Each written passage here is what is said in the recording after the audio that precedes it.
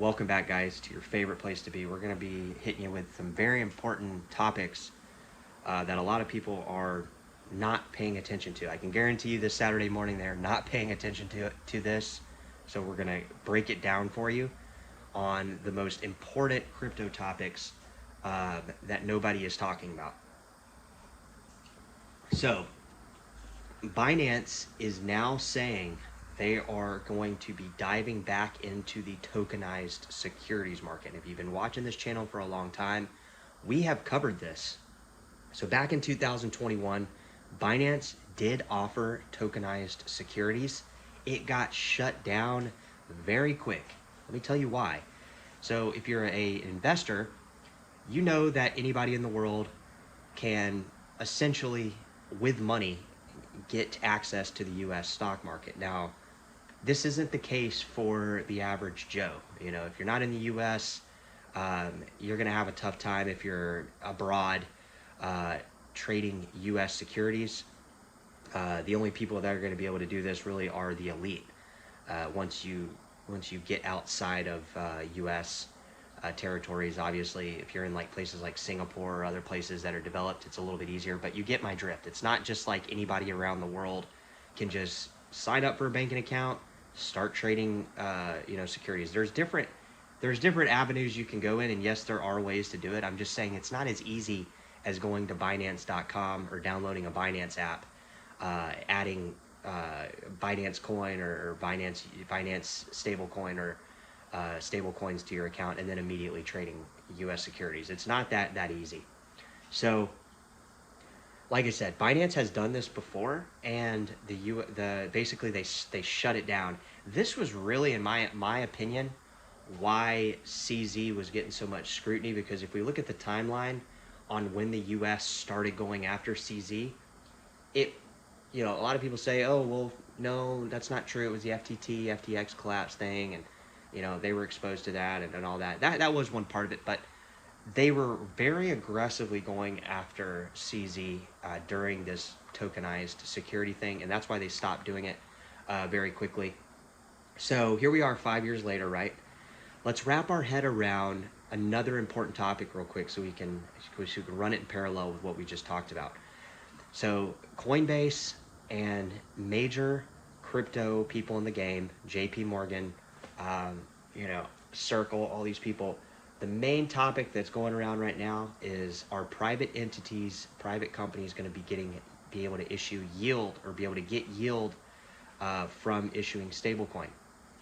Let me explain. So a lot of people think like PayPal stablecoin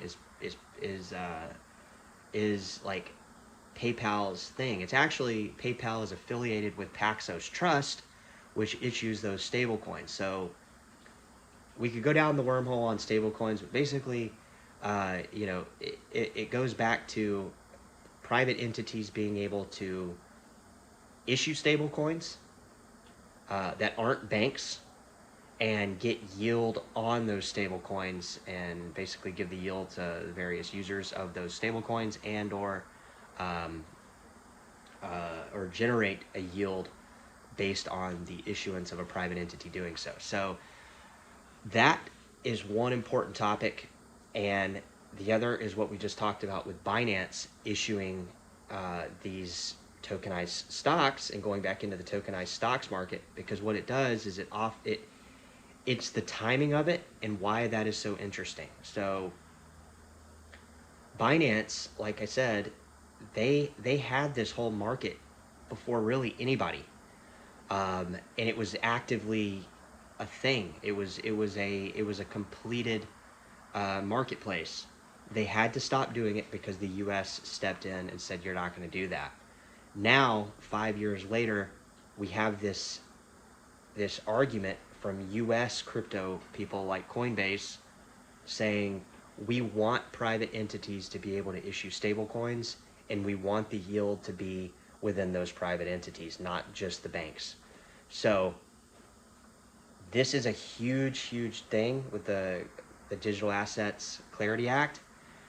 It's a huge thing that is happening at the World Economic Forum, and it's even a bigger thing that simultaneously, while this is happening, Binance from the sidelines is going, hey, by the way, we're going to relaunch that stablecoin, or we're going to relaunch that tokenized securities market, so anybody in the world can now trade US stocks 24 hours a day, and they can settle in likely Binance stablecoin, BUSD.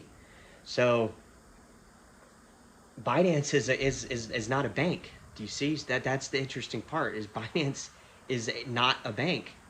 Binance is simultaneously saying, we're going to dive back into this space, even though currently you guys are fighting over the clarity of who is going to get these yields from the stablecoin issuers, right?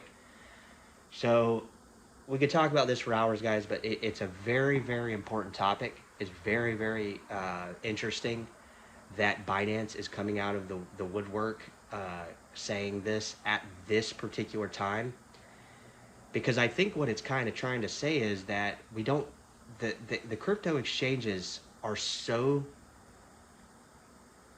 developed now at this point. They're like so matured. They have like all the important math and algorithms and derivatives products behind everything. They're kind of putting pressure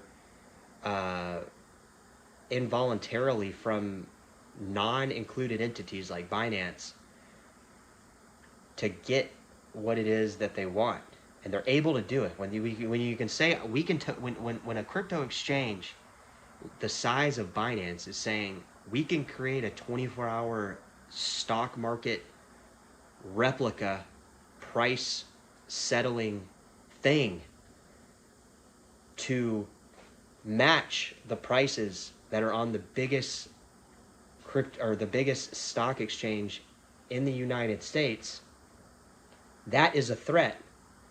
That is a threat. They're able to allow people to trade Tesla stock, any stock, and settle 24 hours a day to that matching spot price that's on the US stock exchange, the biggest in the world, multi-trillion-dollar market.